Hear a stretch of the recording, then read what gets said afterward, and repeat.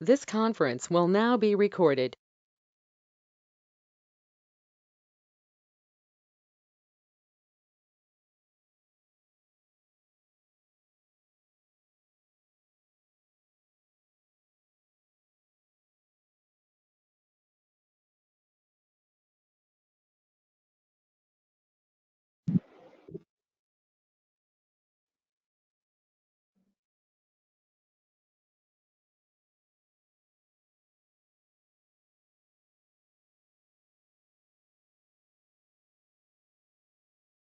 So it's two. Can I start? Yes, please start.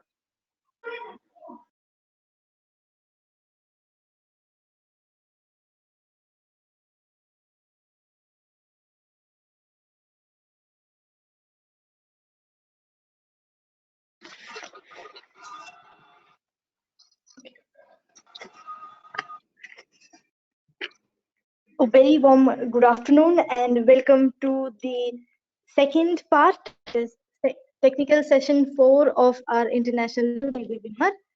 So our chair for the session is Dr. Shirley Jose, IQAC coordinator and associate professor at Sacred Heart College, Chalakudi, and our chief guest for the day and invited lecture will be from Dr. Jaikishan Pashkar from Zakir Hussain College, New Delhi. On the topic economics is welfare science, hollow or hubristic. So as you all are aware that this is an international conference on economics of happiness and welfare organized by Department of Economics, St. Joseph College, Autonomous Irinjalakuda and Sacred Heart College, Chalakudi, Kerala, India. So far we have looked at topics like wealth of economics of benefits of happiness, wealth of happiness, love as an organizational norm. Now let's move at the core part, that is the welfare economics, the most familiar part of economics. We have with us an astute chief guest, Dr. Jaikishan Pashkar, talking on the topic economics as welfare science, hollow or hubristic.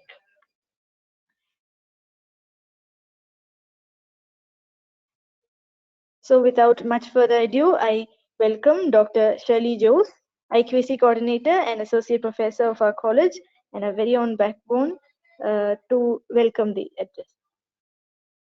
Thank you, Krishna. Thank you, Krishna Gidi. Good afternoon, everyone. Thank you. Good afternoon, good afternoon, everyone. A loving welcome back to the third technical session of the International Conference on Economics of Happiness. In the morning session, we heard Ms. Wanji M. Bogati speak about love as an organizational norm. In this conference, we are trying to answer the question as to whether economics is a welfare science or not. Traditionally, welfare economics assumes equivalency between welfare and economic activity. According to Lionel Robbins, welfare is a vague concept to use to define economics because it is subjective. According to him, economics is a quantitative science, but welfare cannot be quantitatively measured, and two persons cannot agree on what creates or improves welfare. Whether economics is a material science or a welfare science has been a subject of constant debate among economists. In this technical session, we have Dr. Jaikishan Pashkar, Associate Professor, Zakir Hussain College, New Delhi, to speak about this paradox in economics. Dr. Jaikishan will be delivering a lecture on the topic Economics as a Welfare Science, Hollow or Hubristic. Dr. Jaikishan is an associate professor, as I mentioned, in the Department of Economics, Zakir Hussain College, University of Delhi since 1993. He was also a fellow on deputation in the Institute of Lifelong Learning, University of Delhi up to 2015. Dr. Jaikishan has coordinated the development of e-content of many papers, including microeconomics and macroeconomics, international trade and Indian economy, and other subjects. He is a member of the Empowered Committee appointed by the Vice Chancellor for Foundation course on geographic socio-economic diversity. Dr. Jayakishan has also served as the point person for University of Delhi, Edinburgh, and has organized an online exchange of lectures by different academicians. Sir has also been a mentor for the research project in CIC and an observer for university semester examinations. Dr. Jayakishan has authored and edited several books and has participated in and organized a number of seminars, conferences, and workshops. He has also been a project associate in the Institute of Economic Growth in a research project on water pollution management in Indian industry. On behalf of the Departments of Economics, Sacred Heart College, Chalakudi, and St. Joseph's College, Autonomous Irunjalikuda, I accord a warm welcome to Dr. Jayakishan Prasher. I also extend my welcome to the faculty, my colleagues in the Department of Economics at Chalakudi and at Irunjalikuda, the attendees, students, researchers, academicians from all over India and from all over the world. Thank you and welcome once again. Over to you, Krishnagidi. Thank you, Shirley ma'am. We also wholeheartedly welcome you to this gathering. Now, without much further ado, we are moving to our speaker, Dr. Jayakishan Prasher, Assistant Professor at Zakir Hussain College, New Delhi. He'll be talking on the topic, Economics as a Welfare Science, Hollow or Hubristic. Thank you, Dr. Joss, for your kind introduction, and it's putting a lot of pressure on me to perform. I hope I'll do justice with that. First of all, I wish to express my thought about this, express my gratitude rather about the people involved in organizing this conference. So I express my deep sense of gratitude to the respected principals, Dr. Veena and Dr. Asha, for giving me this opportunity to engage with the fellow colleagues and young minds. I'm thankful to Dr. Chako Josh for the point version of this international conference for providing me this platform. And I'm also congratulating the faculty member of both the colleges, especially the economics departments, for organizing this enriching event. To Dr. T.K. Mishra for pushing me always to come out of my comfort zone, and he was the person who has forwarded my name to Dr. Chako. I pay my regards to Dr. Sally Jose, the chairperson of this session, and most importantly, I'm thankful to all the participants, especially the students, for their enthusiastic contributions. Okay.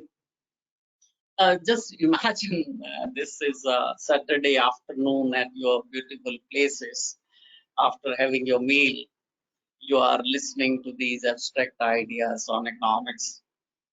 Well, they will increase your happiness. I doubt that. but anyway, I'll try to keep things simpler. We'll attempt to raise some pertinent points about the welfare criteria for measuring well-being in economics. This is not for the sake of criticism. I'm not criticizing those, but to provoke young minds to introspect and work upon these issues and bring out new paradigms of thinking and analyzing these welfare measurements. Economics, as you all are aware, economics as a discipline has achieved tremendous prominence in the last 200 years. Vis-a-vis other social sciences like political science or philosophy, which have much longer history as a discipline. However, whether it was the Great Depression of 1929 or financial crisis of 2008, economists could neither predict it or neither they could prevent it. What has gone wrong? We student of economics requires a serious introspection. It's a mammoth issue requiring collective wisdom and efforts. I'm trying to raise issues concerning the prevalent welfare criteria in the literature. I'll talk about 2-3 criteria which normally we are teaching at the undergraduate level, and to just increase kind of the vision and the perspective of the student.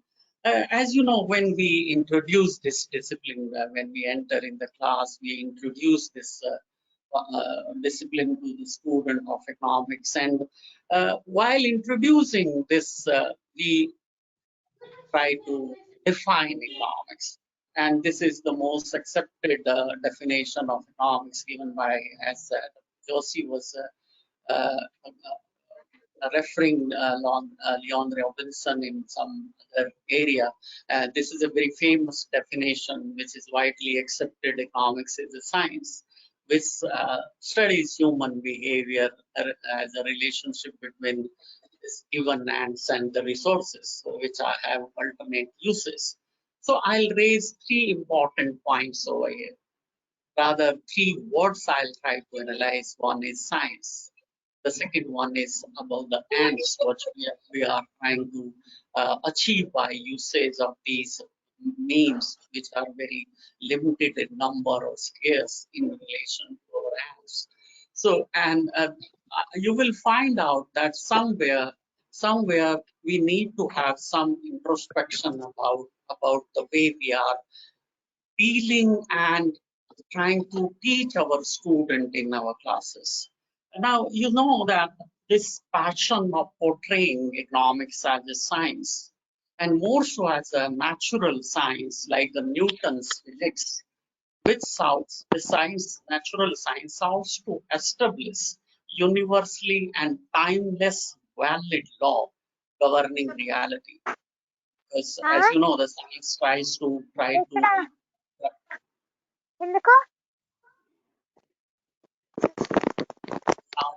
on. So they have this tendency, and they try to analyze the reality using those laws which are timeless application and universally acceptable. And the same hotness of bringing this exactness to the discipline, which have these thinking participants, that is humans, who have based their decision.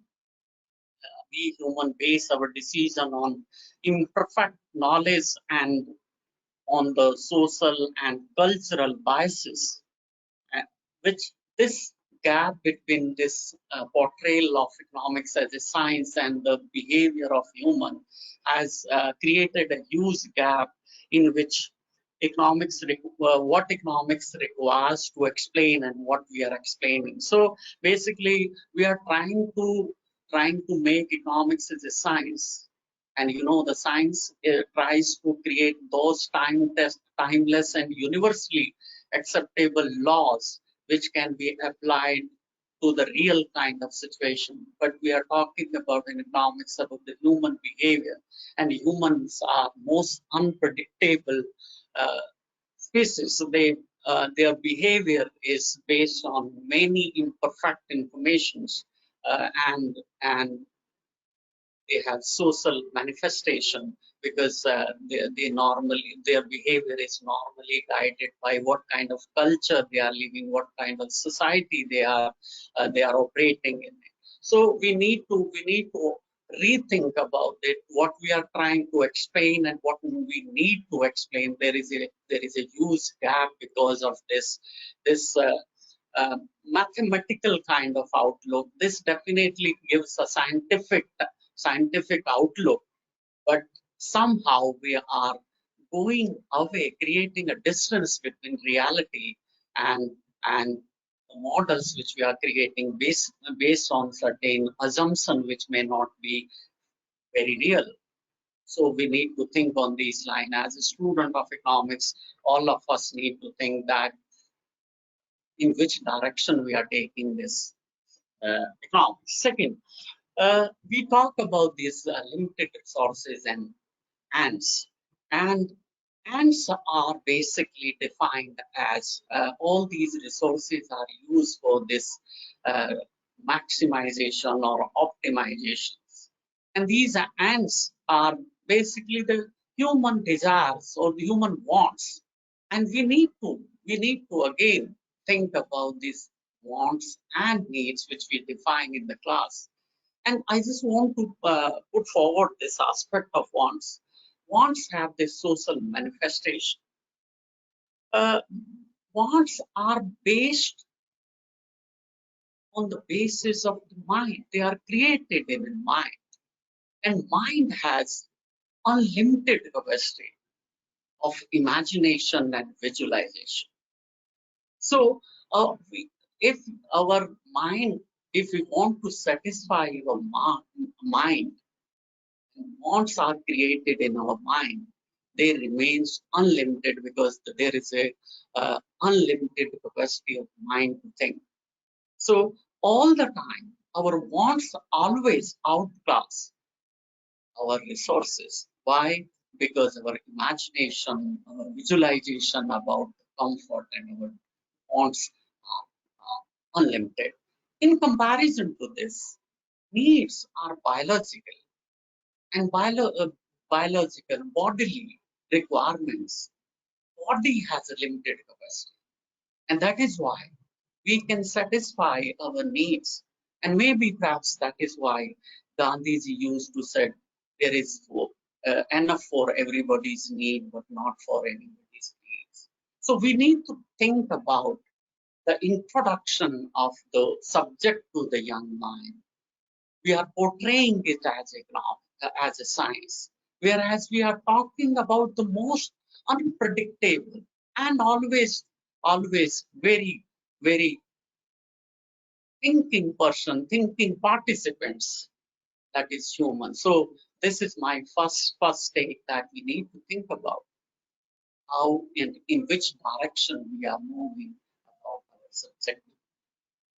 As far as limited resources are concerned, many modern welfare economists are raising this issue of limits on the resources. They are saying that it is about the usage of these resources. And maximum number of countries are devoting their resources, large extent of their resources, more on the warfare rather than on the welfare of the. So it is highly debatable. There may be anybody can say there are securities, safety is equally important, so on and so forth. But we need to think about these, that usage of these limited resources for the welfare of the society. We will have to create an ecosystem where more of the resources are used for the welfare rather than warfare situation. So all three aspects I'm trying to analyze in a different way. That is, what is the economics? Is it a science? And this passion for creating a model using highly sophisticated mathematical tools, we are trying to create exactness in the behavior of the people. The people do not behave in the manner prescribed by the mathematics. They have their different kind of preferences which are influenced by n number of factors.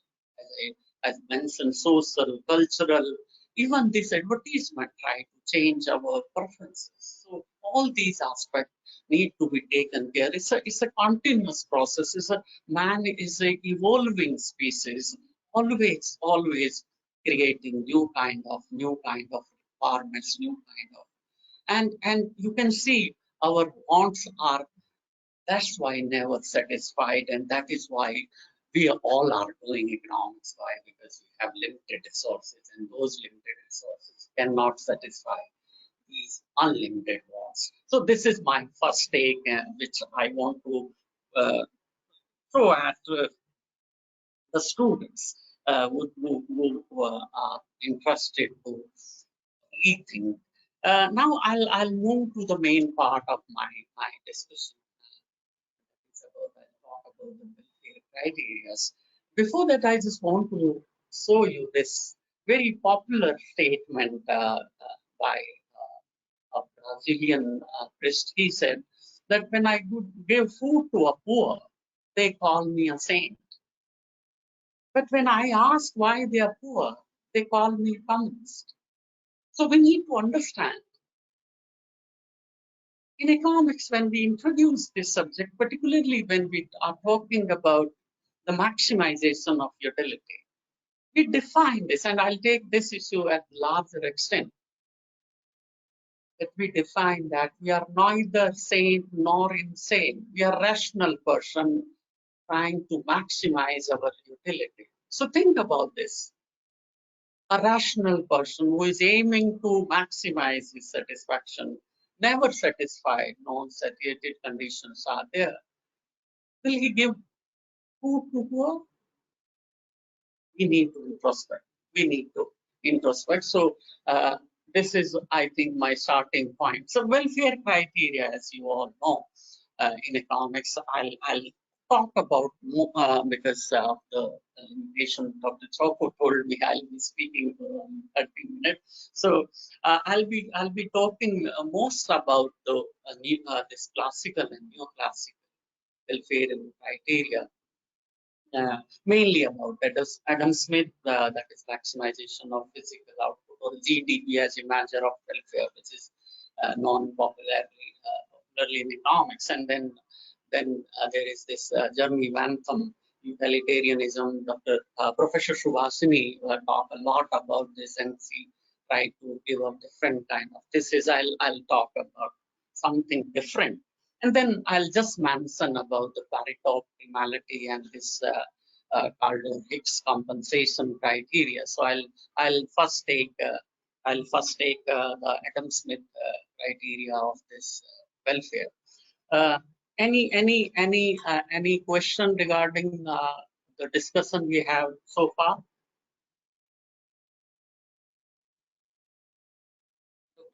If any question is there, I can.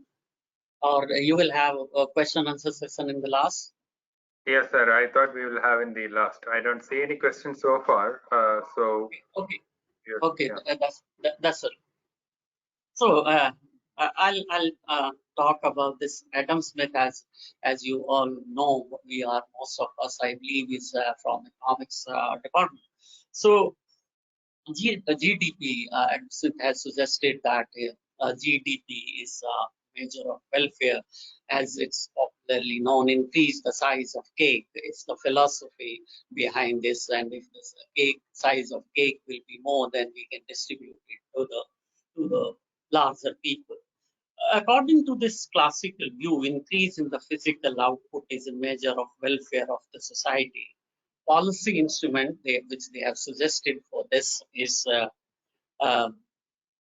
division of labor, or the specialization of labor, capital accumulation, international trade, or laissez-faire. These are the basic policy instrument which they have suggested.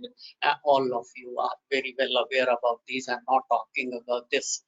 However, we all know GDP is a measure of what can be measured rather than what should be measured. As you, if I can give this instance, crime, corruption, and including intoxications are included in GDP. Can it be taken as a measure of welfare? We need to introspect. We need to think about this. Cradling of baby, caring for family and loved one are not included in GDP. Hence, we can take under this criteria, these activities cannot be increasing welfare or happiness of the people. The welfare of society, how it can be used, this welfare, this GDP criteria for the welfare of the society. We need to rethink about the measurement. As a student of economics, we all know about these famous lines by Adam Smith, who said about the self-interest. It's not the benevolence of the butcher, the brewer, the baker that we expect our dinner, but from the regard of their own interest. That it is not the benevolence of those people. They are doing it only for their self-interest. There's a famous journalist. This is a Sweden-based journalist, Swedish journalist, Katrina. And those of you are interested in this gender economics must read this book. The title of the book is "Who Cooked Adam Smith Dinner?" Who cooked Adam Smith dinner? And I think most of you must be aware that Adam Smith was unmarried. So initially his mother was cooking for him. Later on, his cousin was cooking dinner for him, doing cooking part of it. It was definitely the benevolence of his mother, and later his cousin Adam Smith got his dinner. But this benevolence activity of the mothers, wives, sisters, cousins is not included in his measure of GDP. It's disappointing to note that there is this World Economic Forum. They have estimated that world over, this unpaid work per day is much higher for women than men. In the case of India, they have estimated about 60% of work, women's work is unpaid, hence not reflected in GDP, and their contribution is invisible for the welfare of the society. I just want to talk a little bit on this, and that is why C remains C. C is silent, hidden, and excluded, because her contribution is not economic activity considered in the parameter of economics. And I just want to narrate this story to you. I was attending a refresher course at Delhi University, and many teachers from Delhi University were attending this refresher course as it's a mandatory requirement for all of us as a teacher. So this was on gender and economics. So there was this question about how to devise a methodology to calculate the contribution of female. So I just asked them, do you want this cooking services to be calculated on the basis of the salary paid to a cook? And I was astonished to know that a lady from Lady Siram College, as you must be knowing, this is one of the best colleges in the country, said that at least, sir, they will recognize that much contribution. So 60% of work done by the female is not included in the GDP. And you just if I can explore this, and I want to sensitize particularly the male participants over there. You just see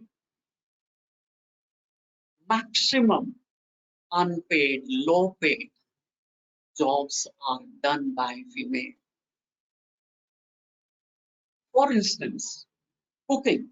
If you see the 5-star hotels or A-graded this restaurant, all their chefs are male, which proves that they are good. But they don't cook at home. Why? Because that's not a paid profession. They cook for salaries, but they don't cook for families. That kind of attitude need to be changed. It's not the responsibility of the female to do the cooking. If they are doing it, it should not be taken as a non-economic activity and as not contributing for the welfare of the society. As far as I understand, this GDP measurement is based on this non-inclusion of the contribution, which is a huge contribution of our half of the population is not reflected in this GDP. What kind of welfare criteria is this? we need to be gender sensitive while calculating the contribution of all the human contribution.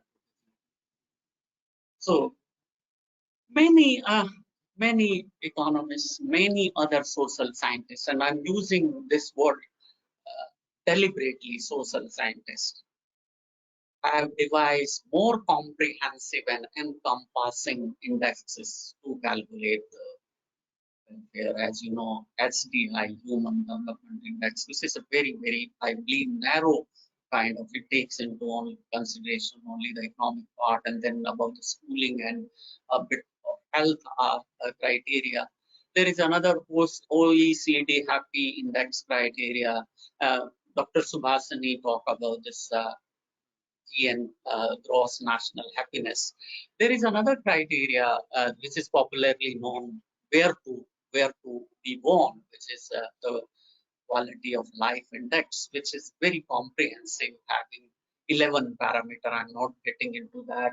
I'm not just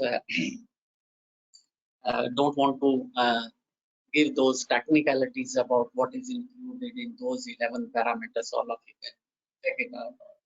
So if we want to refute this GDP as a measure, we know that India is ranked third as far as the PPP criteria is concerned in terms of GDP, and US is the number one country on the basis of exchange rate, and then PPP China has overtaken the US.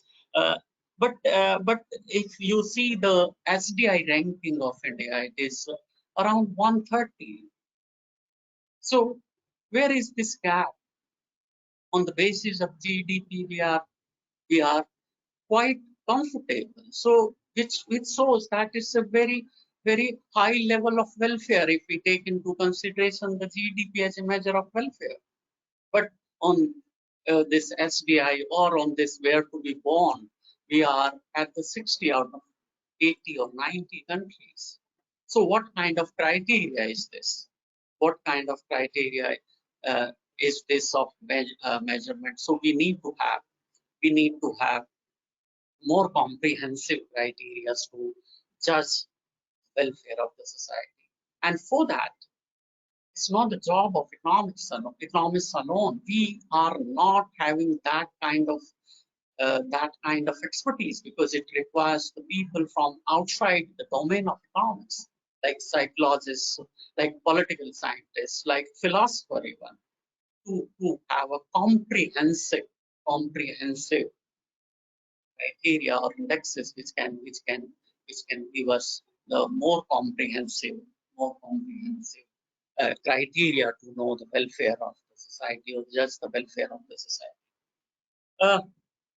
I just want to add one more point, because I have some interest in the environment. There is a lot of talk going on this green GDP, and if you there are issues involved, and because I'm believing all of us are from economics background, just imagine if you take the calculation of GDP. This is not an easy task.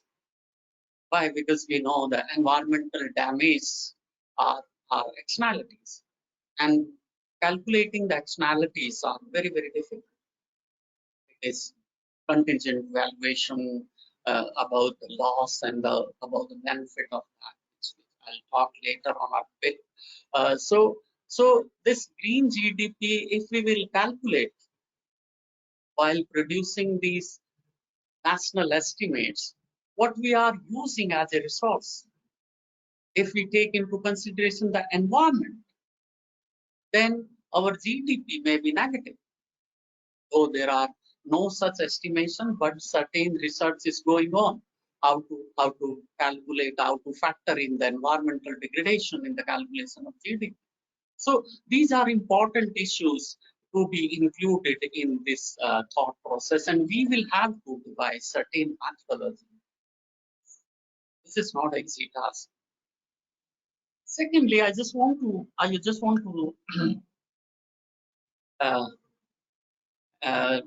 Dr. Subhasini also mentioned this. There was another famous book written by by Adam Smith, that is theory of moral sentiment, and that was written before this theory of wealth of nation.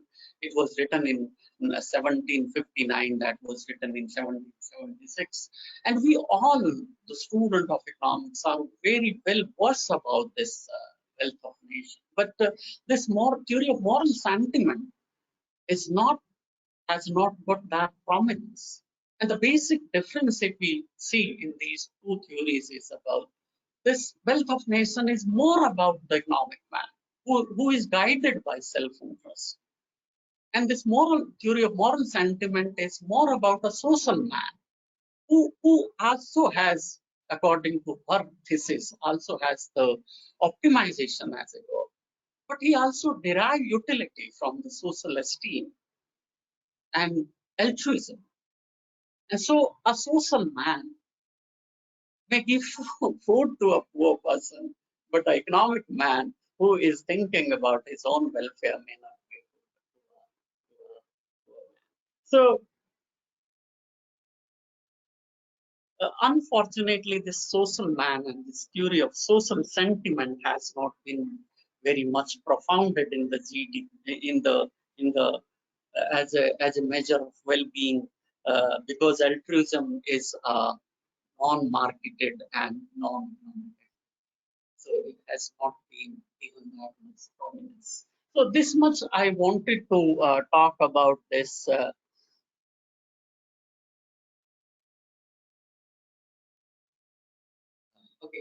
This much I wanted to talk about this GDP as a measure of welfare given by the Adam Smith. I think I have provoked you a lot, and my purpose was to provoke you. And we need to rethink that GDP as a measure of welfare is not a very good yardstick. I can just give this example: sitting in Delhi and you sitting in this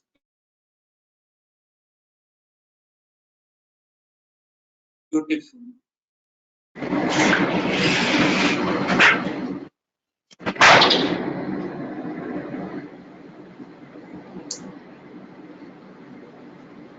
life you are having at your places is much better and higher than the quality of life in Delhi. I've visited BL as a beautiful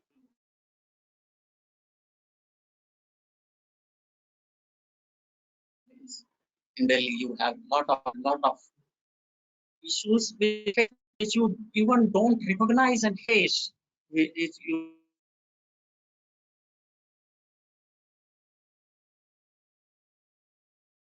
don't. So we need to have a serious discussion on this. Is very painful. And any question? Anyone wanted to say anything? There's some. I don't think so, sir. Somebody switched on the mic. Okay. So I'll just talk a little bit about this Pareto optimality. Most of you are very well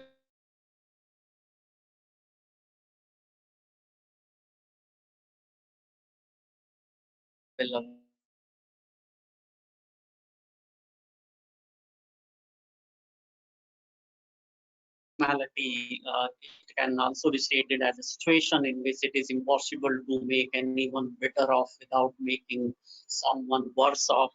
And as you know, there are certain marginal conditionality for that the marginal rate of substitution and marginal rate of technical substitution production and the marginal rate of transformation should be equal to the marginal rate of substitution. All these are known as marginal conditions. I'm not getting into that. But these optimality conditions, as you know, are based on some strict assumption like perfect competition, laissez-faire, no transaction costs, rather is based on the voluntary transaction and the symmetric information. And absence of, as we all know, absence of all these will warrant market failure and therefore intervention of the government and or any other third party which will violate the basic structure of this Pareto optimality because it is based on these conditions that no government intervention should be there. So Pareto optimality as a welfare criteria has a very limited application in real world situations. Working is Kaldor-Hicks compensation. If I go to the next one.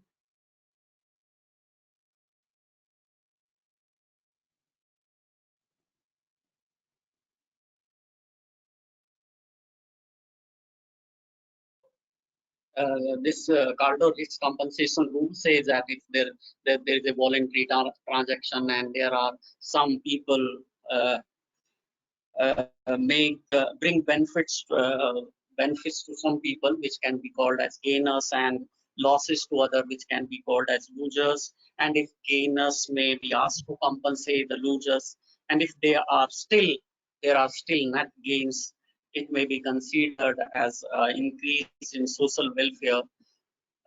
However, gainers have this advantage to underestimate their gains, and losers have temptation of overstating their losses, and hence limiting the voluntary transaction, putting a limit on the voluntary transaction. And we have seen this in the case of this environment. Suppose we ask somebody that we want to build up a park in front of your house, and this will be creating a lot of chambers of oxygen for your family. So what you are willing to pay for that? So he will try to underestimate the benefits. And when we ask the same fellow that we are creating a dumping site, this is a common land, we are creating a dumping site in front of your house, what compensation you require? So he will overstate that loss. So in this kind of scenario, when gainers are overstating, underestimating their gains, and losers are overstating their losses, definitely there should be then third party which will bring these gainers and the loser to the table. And when we have this, that Gaussian theorem will come into the picture, which will again say that there should be no transaction costs and the number of the affected parties should be lesser. But in the case of public welfare, you see the number of this gainer and the losers are huge.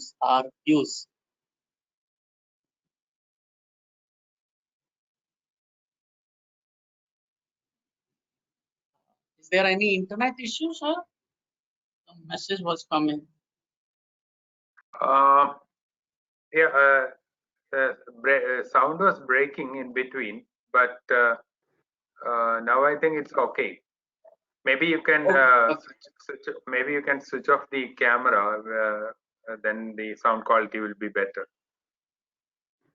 Okay. Yeah. Now it's okay. Now you can speak.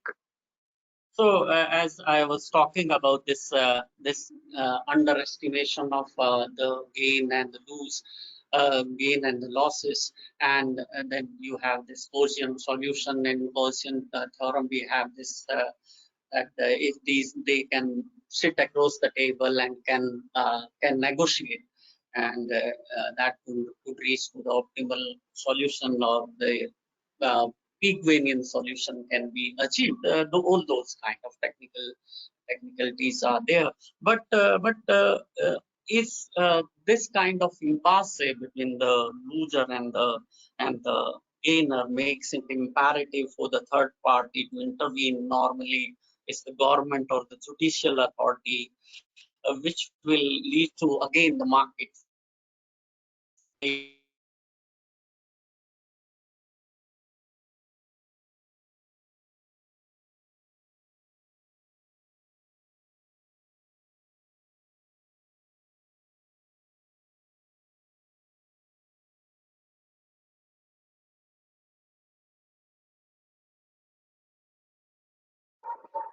Hello, sir.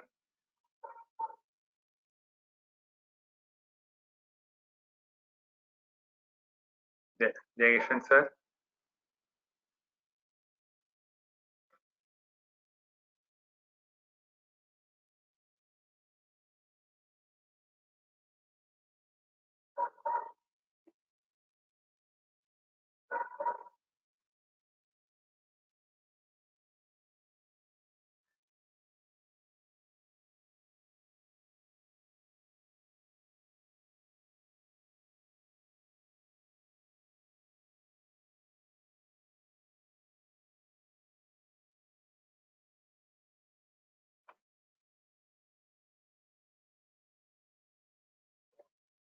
Life, and by aggregating the net pleasure, the welfare of the society would be maximized.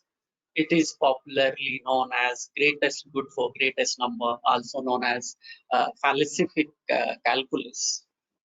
Utilitarianism is a consequence list.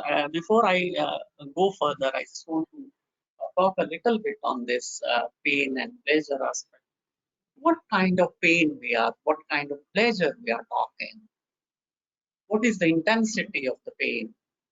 What is the duration of the pain?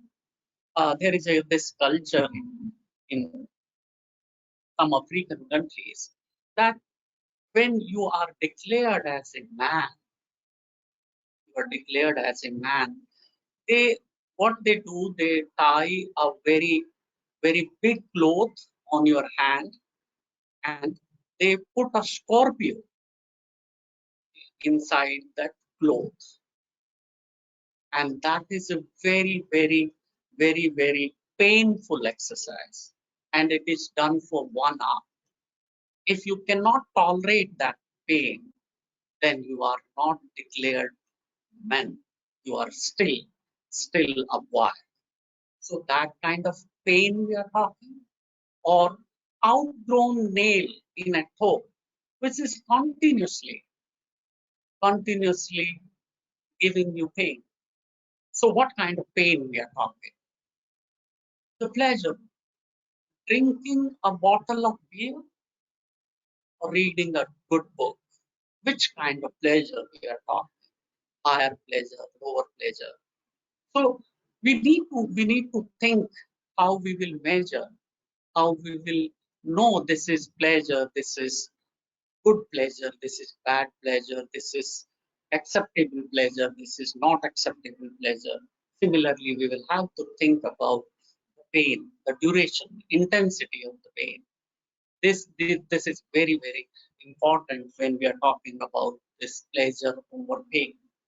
And utilitarianism is a consequence list in the sense that it's the end or the outcome of action which is important, not the means. This is a very powerful statement. As you know, most of you, those have some interest in philosophy, this Kantian framework talk about the means. He says consequence-based decisions are not moral decisions. You will have to adopt the good means.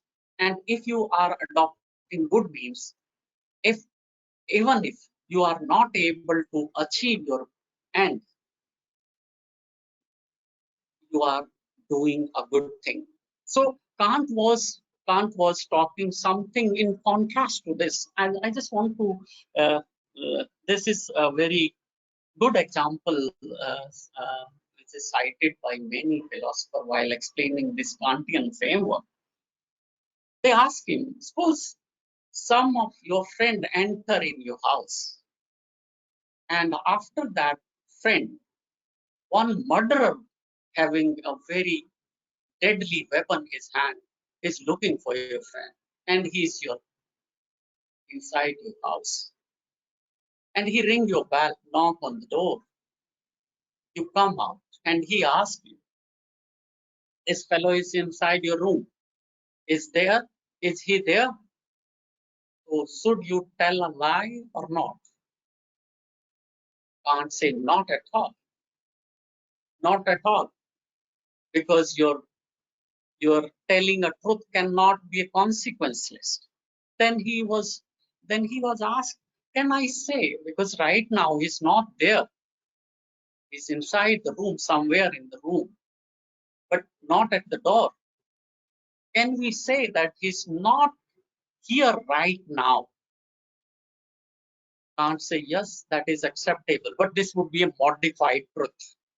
This would be a modified truth. And you can see this kind of modified truth, example of this modified truth in Mahabharata, when Yudhishthira, a great moral epitome of the morality, says Ghatotkacha is killed, whether it's human or an elephant, don't know. So he was telling a modified truth, not the lie. So this utilitarianism is based on the consequences, is based on the end, whereas many philosophers think that you should adopt moral means to achieve your ends. But Jeremy Bentham was very clear about means. Bentham wrote, I'm quoting, "Let a man's motive be ill will, call it even malice, envy, cruelty, it is still a kind of pleasure. That is his motive. The pleasure he takes at the thought of the pain which he sees or expresses to his adversary undergo. Now, even this kind of wrenched pleasure taken by itself is good." So what he's saying is saying that it is not the means, it is not about the morality, it is about the pain and the pleasure. If your pleasure is more than pain, then you are doing good job. So in this utilitarian framework, as we in the class as well discuss about this, utility is neutral to the moral, ethical, or even this legal underpinnings. Bentham viewed this, it was dangerous to rely on arbitrary standards of ethics, perhaps finding it difficult to have ethical or the perfect system. He famously remarked, he said, someone asked him, if there is no morality or ethics, so what kind of life is this? So he famously remarked this: is it possible for a man to move the earth? I'm quoting Bentham. He said, yes, but he must find first another land, another earth to stand upon. So he's saying, where is that moral or ethical place? Every place are same. So you cannot move this earth until and unless you have another earth to stand upon. Hence, utilitarianism is simply a falsific calculation, that is greatest good for greatest number. Many philosophers and modern economists have raised serious objection about this framework. The major objection raised about the utilitarianism is regarding the welfare of those who are not included in this greatest number having that pleasure.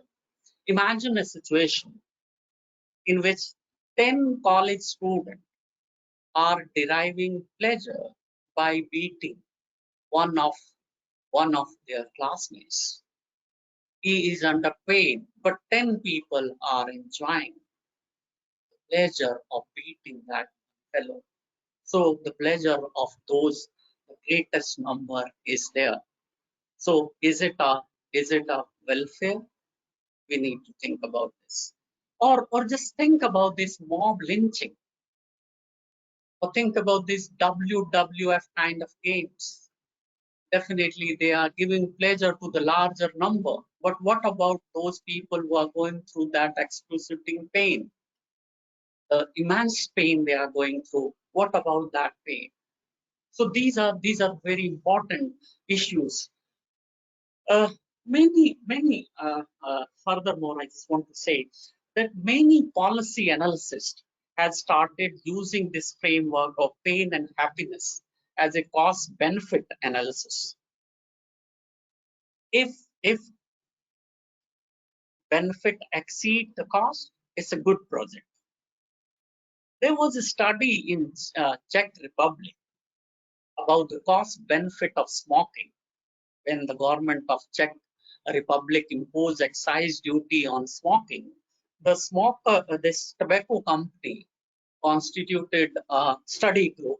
They asked one expert to conduct the study about the cost and benefit of this smoking, and they calculated it. And in the cost, they have included the increased healthcare expenditure because of the smoking. More people are getting diseases, and so the healthcare expenditure of the government is going up. That is the cost to the government. But in benefit, what they have included, they have calculated more tax revenue in terms of the revenue the cigarettes are generating, health expenditure savings due to early death because of smoking, savings in terms of pension because of the early death due to smoking, and housing cost saving. They prove that smoking is highly beneficial for the state. Why? Because the cost is much lower than the benefit, and they have estimated in the tune of something $150 million. So that the kind of application of this utilitarianism in terms of cost benefit is quite dangerous. We can have this kind of extension of this utilitarianism that will create lot of I don't think that will create welfare to the society. Professor Paul Collier is an Oxford professor, and I will advise this young student that he has written 2 very good books, and they must read it if they have not had access to these books so far. One is Bottom Billions, and another one is The Future of Capitalism. He was very harsh on this Bentham, and he said, yeah, I'm quoting. A very strong statement he made about this utilitarianism. He said, I'm quoting, unfortunately, Bentham and Mill were not latter-day moral giants, equivalent to Moses, Jesus, or Muhammad. They were weirdly asocial individuals. Bentham was so bizarre that he is now thought to have been autistic and incapable of having a sense of community. Furthermore, he wrote, economic man is utterly selfish in this framework and infinitely greedy, caring about nobody but himself.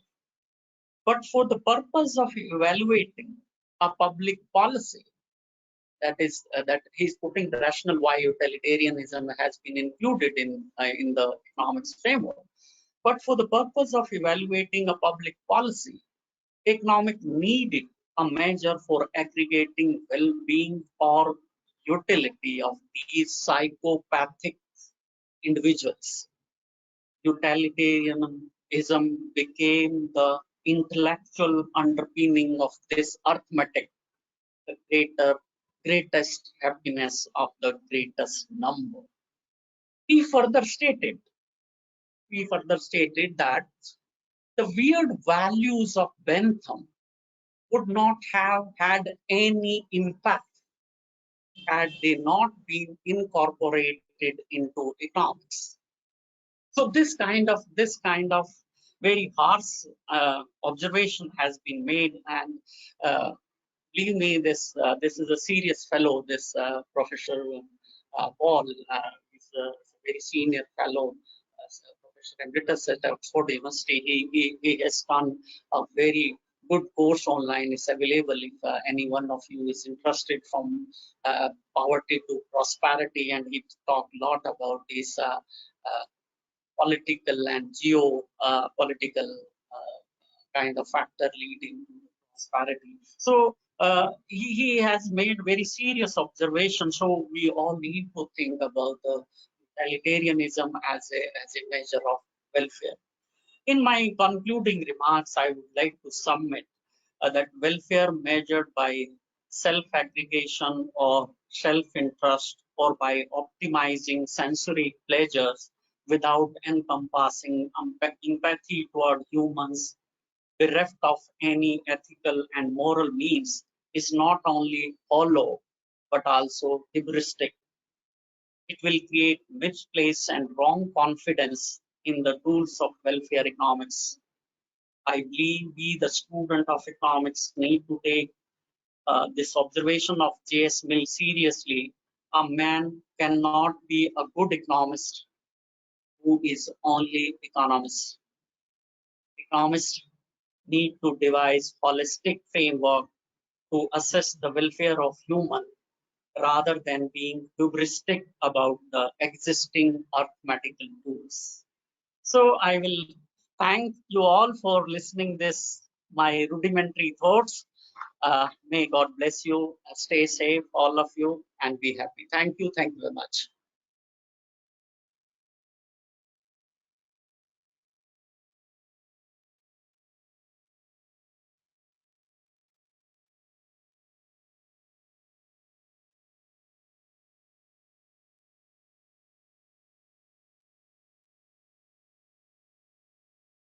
Thank you.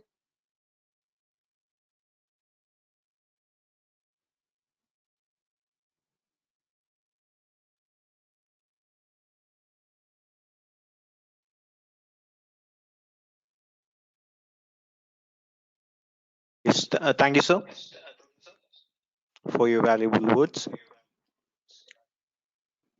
Thank you. So Thank you. I invite Krishna Giri to handle the Q&A session.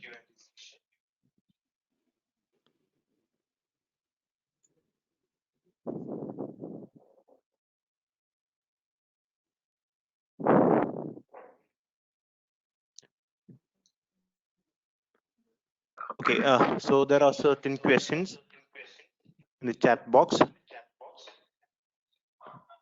So I'll Nikhil, you read it can out. read out. Please read out the question. Yes. So there is a question from Ruchi Simon. Mhm. Are you suggesting that the classification of activities as economic and non-economic be reworked? Definitely, but it's not an easy task because most of the activities are non-marketable, and anything which cannot be placed any value will be very difficult. So we need to have rethink about the instrument which we are using as a measure of welfare. So all of these are most of the welfare criteria have very trying to give you a very objective framework, and by doing so they are ignoring many important aspects of welfare.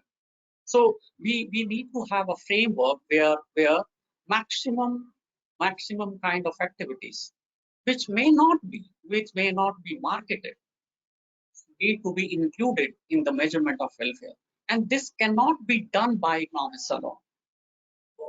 The important question or the message which I'm trying to convey is that this kind of isolation from other and insulation from other subjects, social sciences, because we are talking about the human, and all social sciences are trying to analyze human behavior, and they are there to make human happy. So we will have an integrated kind of approach in which interdisciplinary kind of environment and framework could be evolved, where the human welfare should not be the sole in the domain of entirely economics. It should be a kind of interdisciplinary or multi-subject kind of. We need to have comprehensive a comprehensive yardstick measure this welfare, because human welfare is not confined to only to the economic activities. That is my take. If we will be in this frame of activity and non-economic activity, then we will be stuck where we are today. Thank you, sir. Krishnagiri, can you ask other questions? Any other observations? Okay, sir. Thank you. Thank you And for I your. want observations from my colleagues also. If any one of you is saying anything about this. Hello, sir. Yes, go ahead. We Go can ahead. hear Hello, you. am I audible? Yes, go ahead. Yeah, You are. yes. Okay, thank you so much. Okay. So thank you so much, sir. Dr. Jay Kishan Prashi, for that very well informative class on welfare science. It almost felt like we are watching a very comprehensive video on the topic. We have few questions. Now we'll be starting with our Q&A session. The participants may kindly drop in your questions in our chat box and I'll be reading out. We had already received few questions. I'll be reading out them first. So the first question, are you ready to take the first question, sir? Sure.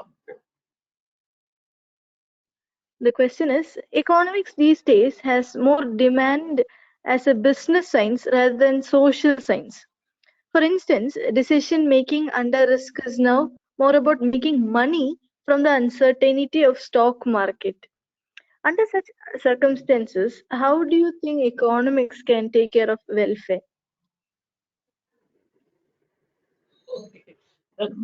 Economics doesn't say that making money is a bad thing. I'm talking about the measurement of the welfare of the people.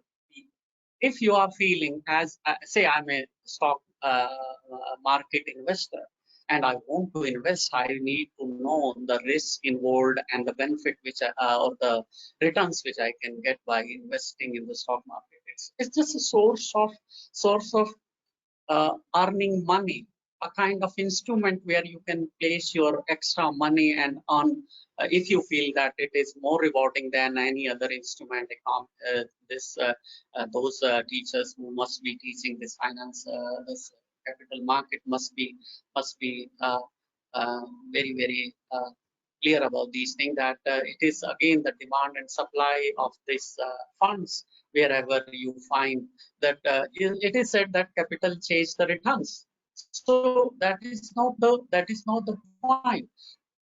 Basically issue over here is that we are talking about the human behavior, and there are certain ways through which we can analyze the human behavior.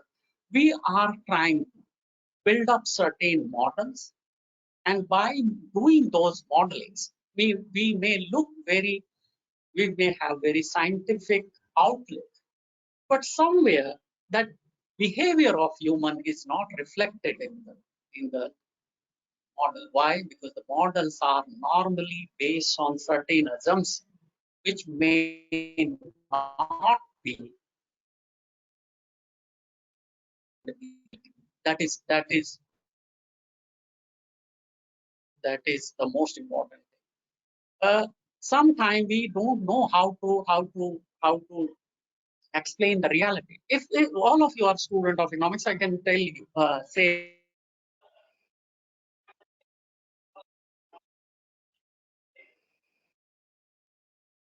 Sir, your voice is breaking.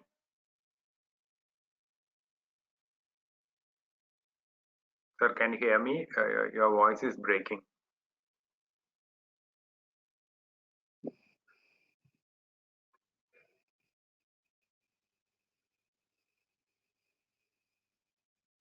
Sorry, I think he has some connectivity You are saying issues. this is a big market. So what kind of relationship we are establishing, that is very important. So I feel that making money from the stock market is not an issue. Definitely, definitely over the period of time, in human behavior will be influenced by many factors. But we need to be focusing and we remain to the major subject matter of economics, which is human behavior.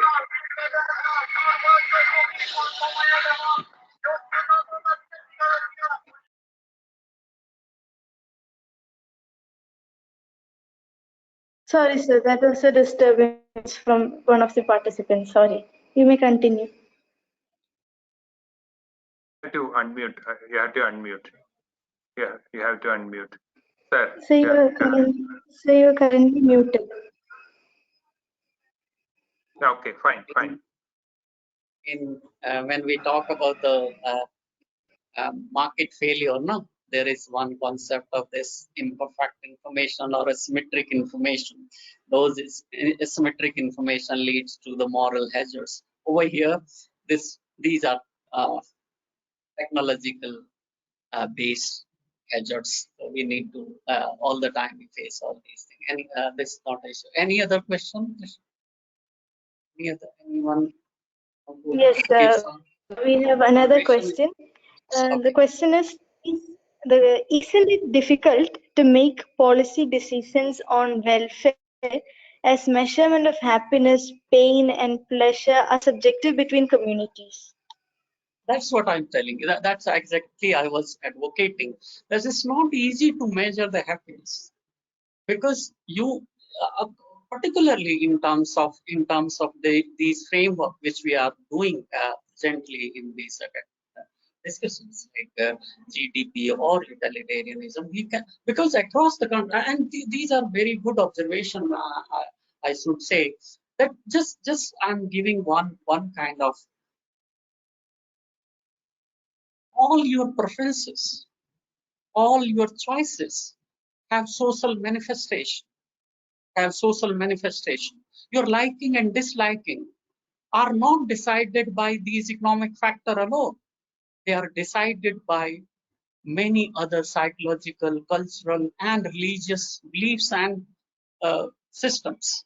Like what kind of dress you will be wearing will not be decided by the price and the income or the price of related commodity, which we normally advocate. What do you do? Where do you live? What your family is? What your neighbors are? How much educated they are? What is their level of income?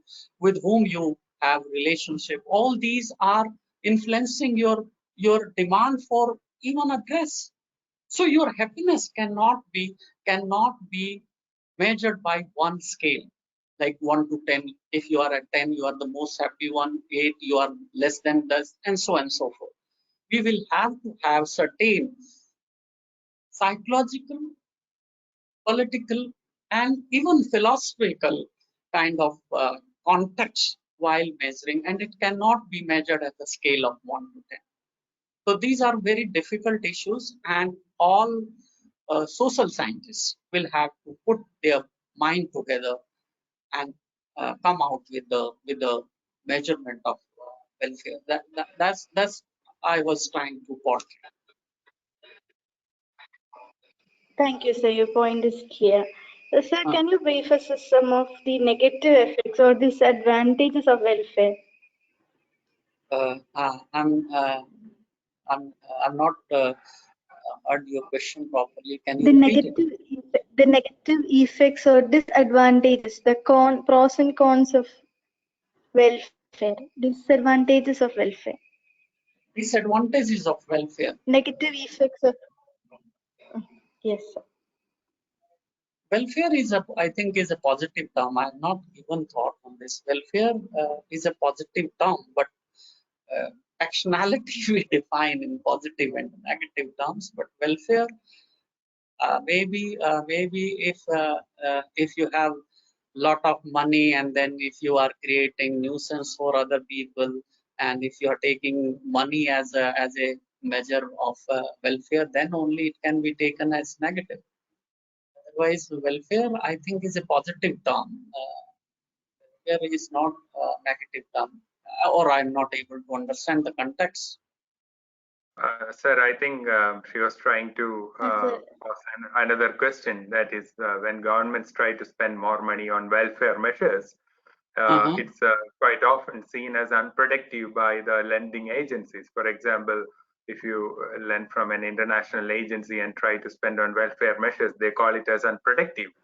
So I think she was trying to point out to such policies. Definitely, Dr. Chapu, as all of us, this capital accumulation, whether it's internal resources or external resources, the purpose of those resources is to increase the welfare of the society. Because as the basic fundamental economic thought is this, we all the times have limited resources. So these resources are to be generated. If we are not able to generate them internally, we will have to have, and all these liberalization, privatization is to generate more resources. And if those resources are judiciously used for public welfare, then definitely those are put to good use. But if we are using that money, say, for any unproductive activity, that will create lot of kind of harms to the economic system or the financial system. But one thing I can think about, like these European countries, they have a very large welfare schemes, but their resources are not very adequate, and they are borrowing a lot of money from outside. And those money which they are borrowing from outside, they are not able to serve those loans. And you must have seen this Greek fiasco where they were declared as a kind of bankrupt. So these are the issues which but basically when we generate resources from outside, the basic objective is to enhance the public welfare. But sometime if we are doing it unmindfully, like in the Europe, there are multiple factors, as you know, their dependency of population is more, and they are very aging. They are having very aging population, and the productive people in their population is declining. So they are living on the many kind of social services provided free of cost by the government. So that kind of welfare scheme may hamper or harm the economic health of the nation. Definitely, those kind of things can be seen in this perspective. I think I made some clarification. Yes, sir. Yes, sir. Related to what you just said, there is another question that's pointing out to some sort of conflicts. For example, when government or Reserve Bank goes for a monetary policy for boosting the economy or to take the economy out of inflation. For example, when the Reserve Bank downgrades the interest rates, for example, as part of a monetary policy. So there are many people like the elderly people, the retired people, etc., who depend entirely on the income they get from fixed deposits in banks. So when such measures are taken by the government, won't it negatively affect the welfare of such sections of society who depend entirely on? Again, it's a very cost benefit kind of situation, because government need more resources for investment, so they are lowering the interest rate. Definitely, that is having a negative impact on the people who are having reliance on this interest serving interest earnings. So one side, by using those resources for productive purposes, they are generating employment for the younger generation, so on and so forth, because of which economy is increasing. But definitely it is harming the interest of the senior citizen. But you can take it that way. Maybe the son or the grandson of that senior citizen will get a job because of more employment opportunity due to the lower interest rate, because lower interest rate will definitely boost the investment in the economy, and that because of that the employment opportunities will be created. So it's a kind of cost benefit kind of. Somebody will have some cost they will be paying in terms of the lesser revenue generation out of their savings, and some will definitely get benefit by having job opportunities. So all these policy instruments have two sides. It may be harmful for someone, it may be bad for good for someone else. So it is such kind of scenario. Thank you, Dr. J.K. Pressure. With that, we come to the end of Q&A session. Thank you, participants, for your questions. And due to time overshoot, we are not able to answer all the questions. I now welcome Ms. Jomol Thomas of St. Joseph College Autonomous Irinjalakuda to deliver the vote of thanks. Thank you, Krishna Gede. Hope I'm audible. Yes, ma'am, you are audible. Okay, thank you. A lovely good evening to one and all gathered here. Respected resource person, Dr. Jayarishnan Prasha from Zakir Hussain College, New Delhi. Conveners of this conference, Dr. Chako Joseph, Head Department of Economics, Secretary College, Ms. Daisy PK, Head Department of Economics, St. Joseph's College, Irinjalakuda. Dr. Shirley Jose K, IQAC Coordinator, Secretary College, and the Chair of this session, committee members, and my dear participants. Gratitude is not only the greatest of virtues, but the parent of all others. It's my pleasure to propose vote of thanks in this occasion. First, I would like to thank the chairpersons of this conference, Dr. Sister Asha Teres, Principal, St. Joseph's College, Irinjalakuda, and Dr. Sister Reena Itiachan, Principal, Secretary College, Chalakude. Without their support, it is not possible to conduct this two-day international conference. I extend my gratitude to our resource person, Dr. Jayagrishan Prasher, Department of Economics, Zakir Hussain College, New Delhi, who found time to spend with us. He provided an excellent coverage to the topic starting from Robinson's definition. I'm sure that the discussion on each criterion of welfare was beneficial to the participants. It was really informative, sir. On behalf of departments of St. Joseph's College, Irinjalakuda, and Secretary College, Chalakude, I extend a hearty thanks to you, sir.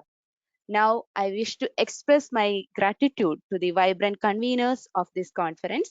I thank Dr. Chako Joseph, Head Department of Economics, Secretary College, and Ms. Daisy PK, Head Department of Economics, St. Joseph's College, for their countless efforts to make this event as a grand success. A big thank you to Dr. Shirley Jose, IQAC Coordinator, Secretary College, who chaired this session. Thank you, ma'am.